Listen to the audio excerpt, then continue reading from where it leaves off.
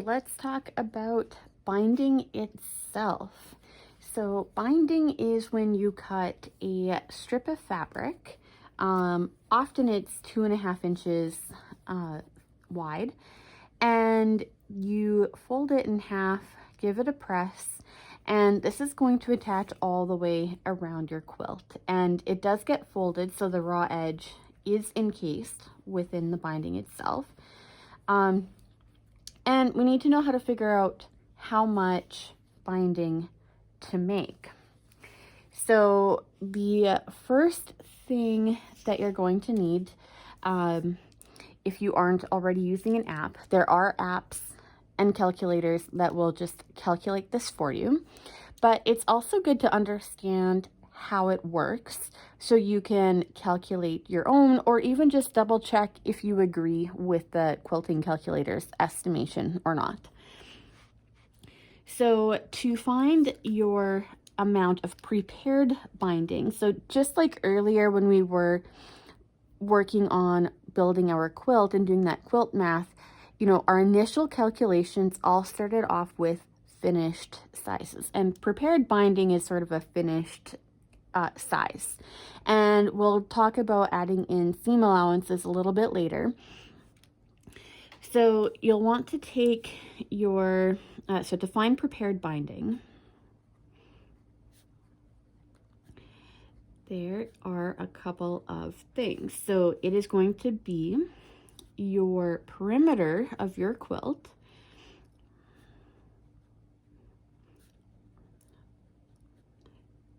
plus your strip width, and I put that in brackets, times 4. Okay, so your strip width times 4 accounts for the amount of binding that you're going to need when you're turning a corner. What that ends up looking like when you're stitching this down, let's say you come to the edge of your quilt and you are going to need to flip it. I guess it should actually be like this. You will flip it up and then back down, and you'll begin stitching again. And what this does, there's this extra space right here when you are working then from the other direction of your quilt, and this is all kind of being turned over. This is what's going to give you that mitered corner look and allow your corner to kind of come together so you have a neat corner. And the amount of space that that takes up is the same amount of space that your strip is wide. So the perimeter of your quilt plus strip width times 4. So the perimeter of my quilt is it's 50 by 70, and if I add 50 for both of those 50 widths and 70 times 2 for both of those 70-inch lengths, I get 240 inches. And then I have the strip width, which is 2.5 inches times 4 corners. And just kind of like maybe when you were showing all of your work in math back when you were in school, you just sort of keep carrying down parts of your problem. So 2.5 times 4 is 10 inches. So I need altogether 250 inches of prepared binding. Now, there's one more thing we're going to add to this. When you get to kind of where you began your binding and where you're ending your binding, so now, you know, we'll just pretend my graph paper here is my quilt top, and, you know, I've started partway through, I've ended partway through, and I'm going to need some extra material here to create this final join. And you want to allow yourself at least 10 extra inches to make that join comfortably, because it's already pretty awkward to do when you're at the sewing machine. So 250 plus, and I'm just going to write this on a separate line here. plus 10 inches to join ends, which means your kind of grand total, you want 260 inches there.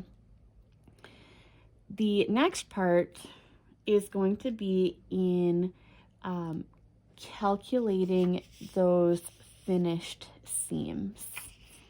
So to find out how many seams you're going to have, you're going to take your 260 inches here, and you're going to divide it by 40 inches. So 40 inches, if you're using that, a normal off the bolt 40, potentially 44-inch wide with the fabric. But fabric typically ranges in size from 40 to 44. So just to always be on the safe side, and if you're making a scrappy binding quilt, you might be cutting these strips from bolts of fabric that have varying widths anyways. So 40 inches is just that safe number. It's the same number that we used when we were calculating out how much fabric we needed to make the quilt as well. So I'm going to take, so first thing is finding those number of strips. Number of strips needed. Okay, so I'm going to carry out my 260 inches divided by 40 inches for that width of fabric, and that's something like 6.5 strips, not 7.5, 6.5 strips. And like anything before, we know that you can't just have like a half a strip, always round up. So that really equals 7 strips that need to be joined.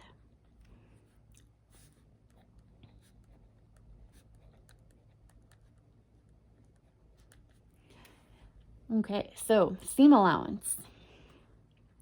This one's a little bit different than calculating seam allowance for your blocks. And I will show you here just why. When you are connecting your two strips together, you are kind of crossing them over, so that way you end up with this diagonal, kind of like a bias join. And that join takes up a little bit more fabric than a typical 1/4 inch seam. So when you're joining those two pieces of fabric together, it basically ends up looking like this. You're putting kind of right sides together, and you're crossing them, and you are sewing from one corner to the next, creating a join between these two pieces. So when your fabric kind of folds back over, they become, they look like this. So that seam allowance, because of the crossover of those two pieces, you're going to lose however wide your strip is. So I'm just going to say that your loss that you need to count for, your loss of like just regular fabric, is your strip width in inches times the number of strips that you have to cut. So my loss is going to be, it's a 2.5 inch strip times 7 of them. And that equals 17.5 inches. So when I go to find my total fabric amount for those strips, I'm going to take my, so this is basically what I need to add for seam allowance. So I'm going to take how much I needed for my prepared binding.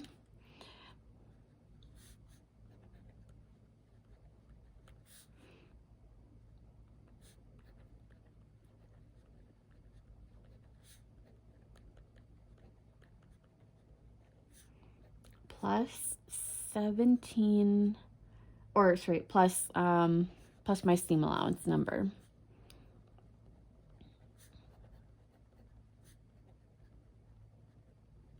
So for me, in this quilt, that means 260 inches for that prepared binding, plus 17.5 inches in my seam allowance.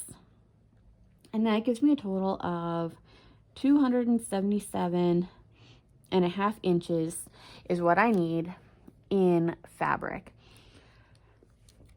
So kind of just off to the side here, I know that 7 strips times, you know, that rounded down to 40 inches number is 280 inches.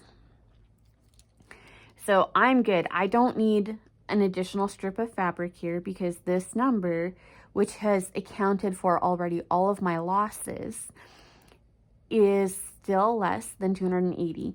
And I'm also going off of the fact that 40 inches is low, like this is already rounded down. There's probably a pretty good chance that I have at least 42 inches of usable fabric. So I probably still have an additional 14 inches to work with. So closer to maybe 294 to 300 inches of like fabric, like if I were just kind of place them end to end. And I need 277.5 of that. So I'm good. To go ahead and cut 7 of those strips, sew them together, and I don't need to worry about being short, and I'm probably going to have maybe a third to half of that 7th strip left over still. There is one other fast way to do this if you don't want to worry about trying to figure out these numbers. You can just figure out how much prepared binding you need, how many strips that is, and then just add one more. That one more strip is going to for sure cover you for the amount of your seam allowance loss, and you'll be just fine. But it's still good to know like how these numbers can come along to be figured out. So 260 inches of prepared binding is going to come from 277.5 inches of actual fabric. I decided to go with the just one of the green fabrics from the quilt, and it's got kind of some diamond stripiness happening to it. And sometimes those kinds of prints make for very fun binding. So one thing that I didn't mention in calculating everything is how much yardage you're going to need for that. So all you're going to do is take the number of strips that you have to cut. In my case, I will need 7 strips. They are 2.5 inches wide. So I will need 17.5 inches of yardage. And I have way more than that. So I'm just going to kind of slice off what I need and put the rest back into my bucket for another quilt. My fabric is ready to cut here, and I didn't need to square anything up because it was still nice and even from the last time that I had cut into this fabric. So I had already started with a cut, but then found that my rotary blade was very dull and not cutting all the way through, so I changed that. So just make sure when you're starting out for your cuts and you're doing this method that you're double checking you're cutting on 2.5 inches.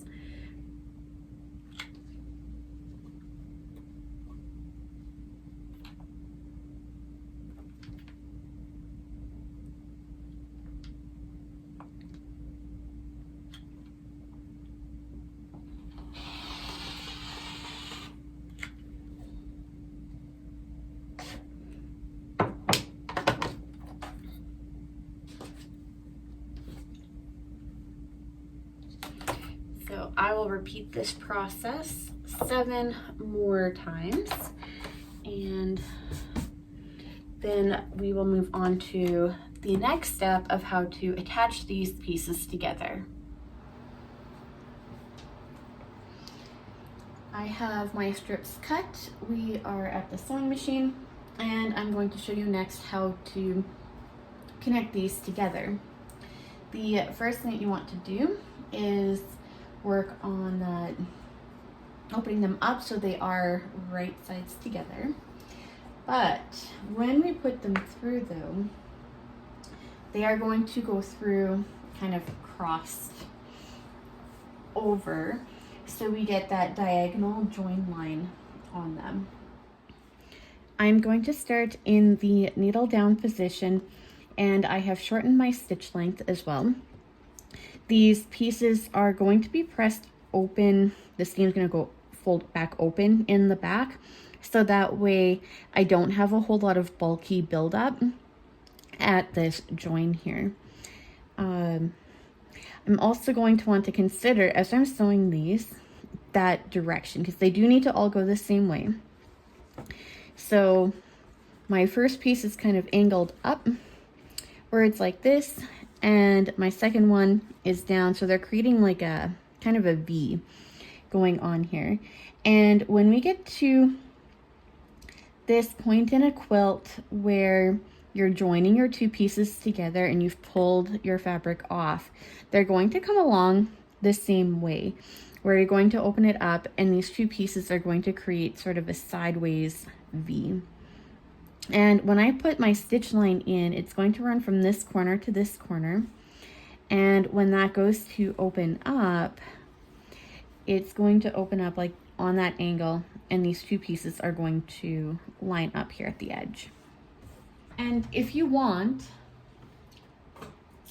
you can absolutely add a pin or two to help secure your seam so it's not, or your two pieces, so they're not going to move around on you. And I think I'm going to do that.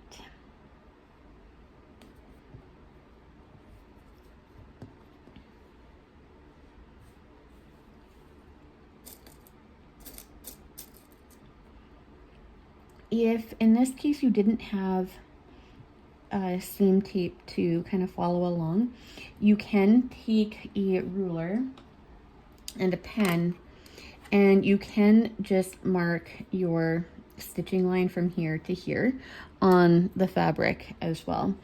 But for myself, because I have, once I get this lined up, you can see here where, as long as my corner here where my needle needs to come out is always over top of that red line, I'm going to be able to sew this in a straight line without that extra step of having marked out the line, or like that stitch line.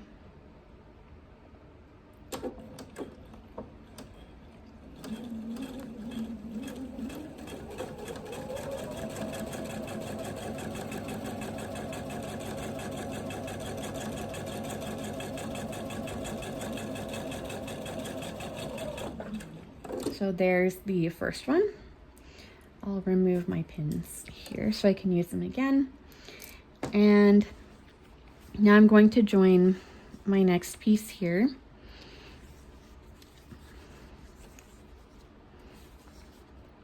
And this is going to be the first one, the bottom piece now, on my right sides together. And I'm going to grab a new strip, and this one is going to be the wrong side facing up. I have that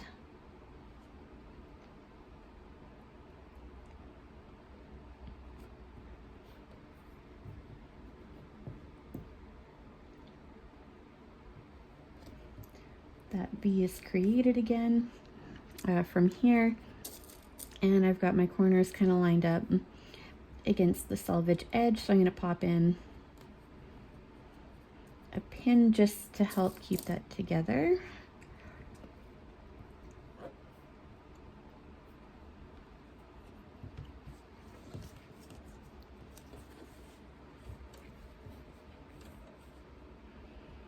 place the needle right into kind of the V of that fabric.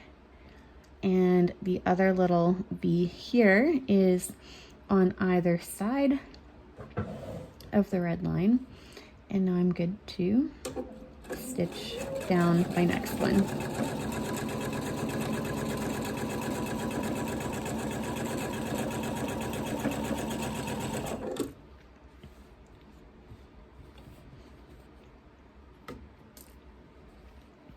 On your first ones, if you're not sure if they're going to come out right when you go to line them up, then you can just grab where you joined and pull them back so that the right side is showing here.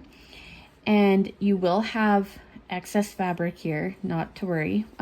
We will cut that down later. But you will see that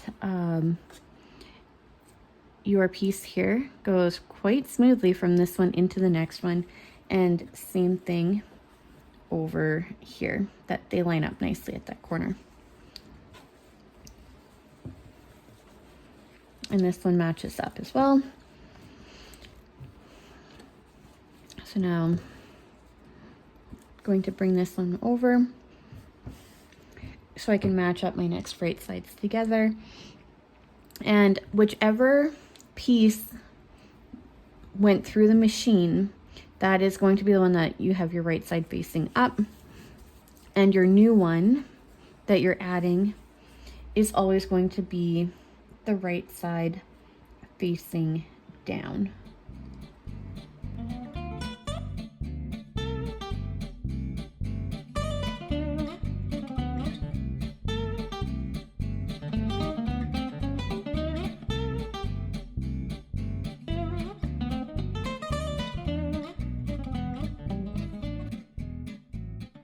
I have finished attaching everything together, and I've got one long mess of joined pieces here for the binding.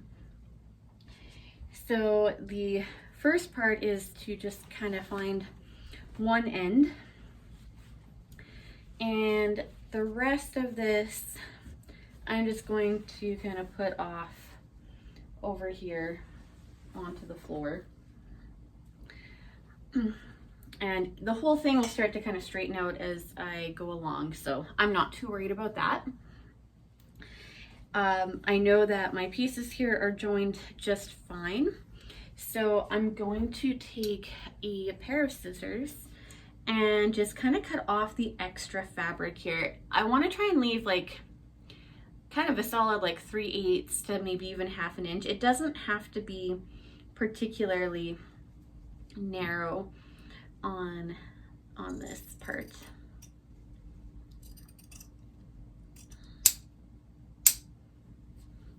And any pair of scissors will do for this. With this too, I don't worry about the I guess kind of the dog ears. One side here, there is going to always be a little bit that sticks out over top and on the bottom. And when you press those pieces together and they're folded over later on to be attached into the binding, they're gonna stick out, but it's not a huge deal. You'll just be covering over them anyway. And if you really wanted to, you could go along later and just snip off those little ends. So I want to make sure that seam, first off, is pressed down and out nice and flat.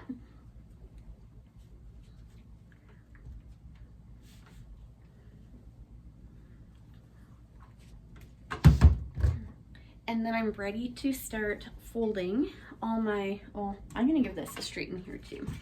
These pieces have some interesting folds in them.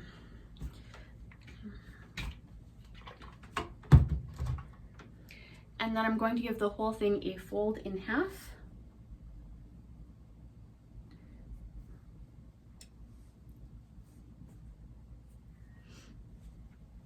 And the crease that I'm going to press in here, I want to make sure that it is like well folded and well creased. And that will make my binding just remain folded in half as I'm working with it through the quilt.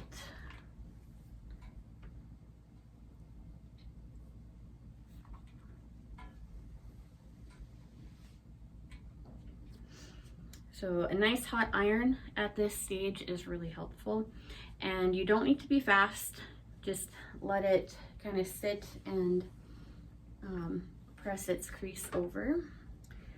Maybe if I start here,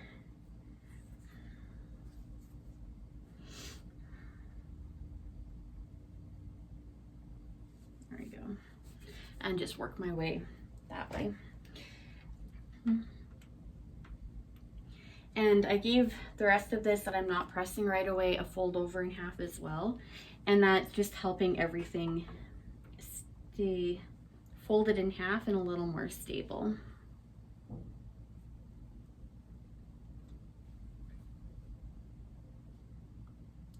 Be sure that you are lifting first before you press back down. You do not want to be warping your fabric at all at this stage. It will make stitching it down for the binding so much more difficult if you've done, if you've kind of twisted or shifted those, the warp and the weft in with the heat. You can steam too if you'd like, and often I do because it does help give that more, it just helps everything set together. The crease is more intense, the fabric almost wants to stick together. So steaming and everything at this stage, all of that is personal preference and up to you. Just make sure whatever you do that you don't end up stretching out your fabric.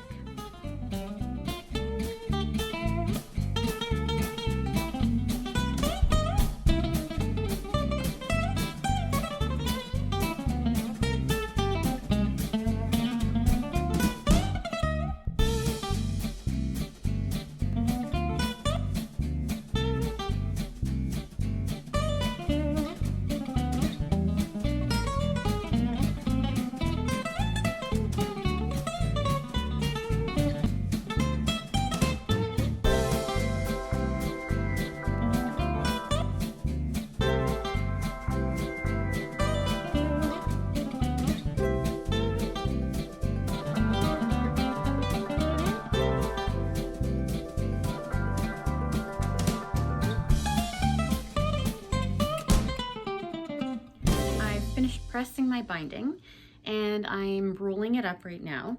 My little trick for rolling it is to use a little bit of piping insulation because it does have a little slit where you can put one end of your binding down into, and it makes it much easier to just kind of roll the whole thing up around it.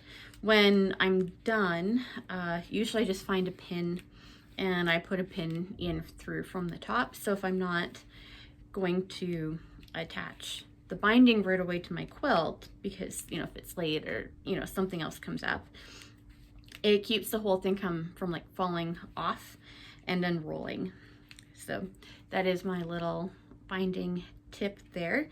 I know that there's other ways that you can roll that without like having a twist in it, but for me, I find that once I've ironed everything off and it's kind of now just sitting on the floor, I start from the end and I just give it a roll while everything's laying like flat with no twists.